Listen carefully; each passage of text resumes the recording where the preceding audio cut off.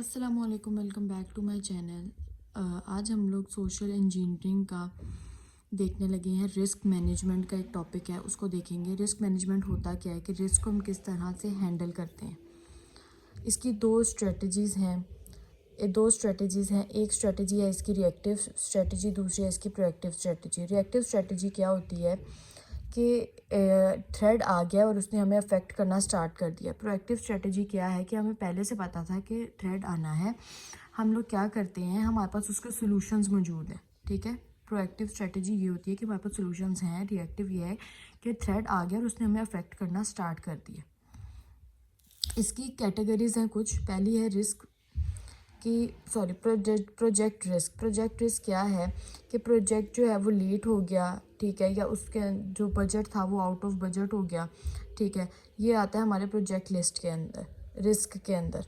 फिर आता है हमारे पास टेक्निकल रिस्क। टेक्निकल रिस्क क्या होते हैं, ये हमारे टेक्नोलॉजिकल रिस्क होते हैं, यानी कि हम वो टेक्नोलॉजी जिसको हम यूज़ कर रहे थे अपने प्रोजेक्ट के अंदर, उसको बनाने के अंदर या जो भी, तो उसको वो जो है वो फेल हो गई है।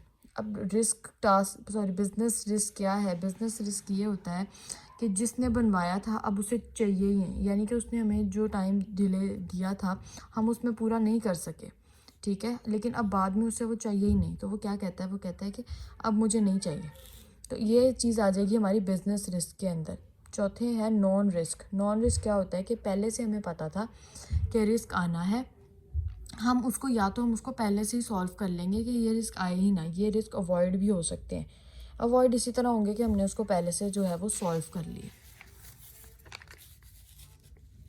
आगे आते हैं हमारे पास प्रिडिक्टेबल रिस्क। प्रिडिक्टेबल रिस्क क्या होते हैं कि चांस है कि ये रिस्क आएगा, क्योंकि जब हम लोगों ने पहले का ये काम बनाया प्रोजेक्ट और यही गलती की तब हमारा रिस्क आया था, यानी कि हम आइडिया ले रहे हैं अपने पास्ट एक्सपीरियंस से। अनप्रेडिक्टेबल रिस्क क्या होते हैं, इसका हमें पहले एडवांस में पता नहीं होता, ठीक है। अनप्रेडिक्टेबल रिस्क का हमें एडवांस में बिल्कुल भी पता नहीं होता, ठीक है, क्योंकि पहले हम लोगों ने कभी इस तरह के रिस्क देखे ही नहीं होते, ठीक है, या अगर वो कभी आए ही नहीं होते, या अगर आए भी थे तो वो उस प्रोजेक्ट में हमें मसला नहीं कर रहे थे जिस वजह से हमने उनको देखा ही नहीं। फिर आते हैं हमारे पास चेकलिस्ट। चेकलिस्ट क्या होता है, रिस्क को आइडेंटिफाई करना।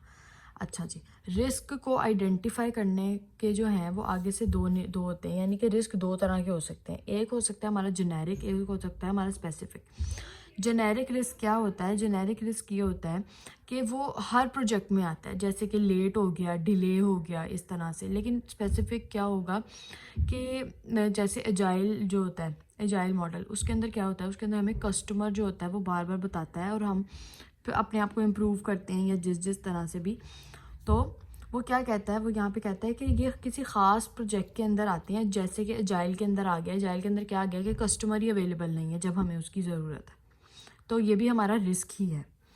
दूसरा आता है हमारे पास परफॉर्मेंस रिस्क। परफॉर्मेंस रिस्क क्या होती है, वो कहती है कि परफॉर्मेंस रिस्क ये है कि प्रोजेक्ट जो है वो सही तरह से परफॉर्म कर ही नहीं रहा। Cost risk. कॉस्ट रिस्क क्या है कि बजट जो है उससे बाहर निकल गया हमारा प्रोजेक्ट, ठीक है। सपोर्ट रिस्क क्या है, मेंटेनेंस में इशू आ रहा है। शेड्यूल रिस्क ये है कि हम उसकी डेडलाइन को मीट नहीं कर सके, ठीक है। आगे आता है इम्पैक्ट फैक्टर। इम्पैक्ट फैक्टर क्या होता है कि रिस्क कितना है, रिस्क कितना है, इसको हम लोग कहते हैं इम्पैक्ट फैक्टर। अगर ये 1 होगा तो इसका मतलब है कि नुकसान कम है, और अगर 4 होगा तो इसका मतलब ये है कि नुकसान ज़्यादा होगा, ठीक है। और ये इसके नाम लिखे हुए हैं चारों। आगे चलते हैं। आगे आता है हमारे पास रिस्क प्रोजेक्शन। रिस्क प्रोजेक्शन के अंदर हम लोग बात करते हैं रिस्क एस्टिमेशन की। रिस्क एस्टिमेशन क्या होता है कि रिस्क का चांस कितना है, अगर रिस्क आ गया है तो उसके कॉन्सिक्वेंसेस क्या होंगे, या वो हमारे प्रोजेक्ट को किस तरह से अफेक्ट करेगा, ठीक है। तो फिर हम क्या करते हैं, हम एक RMM प्लान बनाते हैं, ठीक है, और उसके जो हमारे टेबल होता है उसके हेडिंग्स हमारे पास ये होती हैं। टेबल हेडर्स जो होते हैं वो हमारे पास ये होते हैं। एक होता है रिस्क, ये कैटेगरी है, इसके अंदर प्रोबेबिलिटी, इम्पैक्ट फैक्टर और RMM प्लान। RMM प्लान दरअसल एक अलग से नया डॉक्यूमेंट होता है। यहाँ पर सिर्फ ये वो पड़ा होता है कि उसकी लोकेशन पड़ी होती है कि वो वहाँ कहाँ पर पड़ा हुआ है। अच्छा, अब हम इसको सेट किस तरह से करते हैं, यानी कि जिसका रिस्क ज़्यादा है आप उसको ऊपर रख दो, जिसका रिस्क कम है आप उसको नीचे रख दो, ठीक है। और अगर जो है वो किसी का जो है वो सेम आ रहा है, हमारे पास रिस्क वगैरह सेम आ रहा है, तो फिर हम उसका इम्पैक्ट फैक्टर देखते हैं, ठीक है। अब आते हैं RMM प्लान के ऊपर। RMM स्टैंड फॉर क्या होता है, risk mitigation, monitoring and management. Mitigation का मतलब होता है कि उसको अवॉइड करना। इसके अंदर हम लोग क्या करते हैं, हम लोग रिस्क को आइडेंटिफाई करते हैं और फिर हम लोग अपना RMM प्लान बनाते हैं। RMM प्लान का इंफॉर्मेशन शीट जो होती है उसके भी टेबल के जो हेडर्स हैं वो क्या होते हैं, रिस्क ID, डेट, प्रोबेबिलिटी और इम्पैक्ट। इसके अंदर शामिल क्या क्या होता है, इसके अंदर शामिल होती है डिस्क्रिप्शन, उसकी एक्सप्लेनेशन, ठीक है। उसके बाद मॉनिटरिंग या मिटिगेशन, यानी कि वो उस रिस्क, क्या हम रिस्क को इग्नोर कर सकते हैं, अगर कर सकते हैं तो उसको इग्नोर कर देंगे।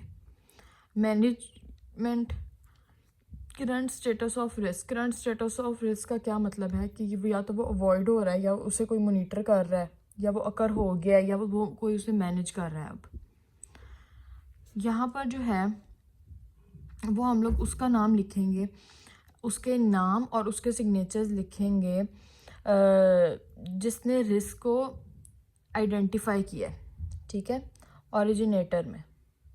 और असाइंड के अंदर हम लोग उसका नाम और उसके सिग्नेचर्स लिखेंगे या डालेंगे जो अब उस रिस्क को मैनेज कर रहा है। So that's for it. ये था हमारा रिस्क मैनेजमेंट।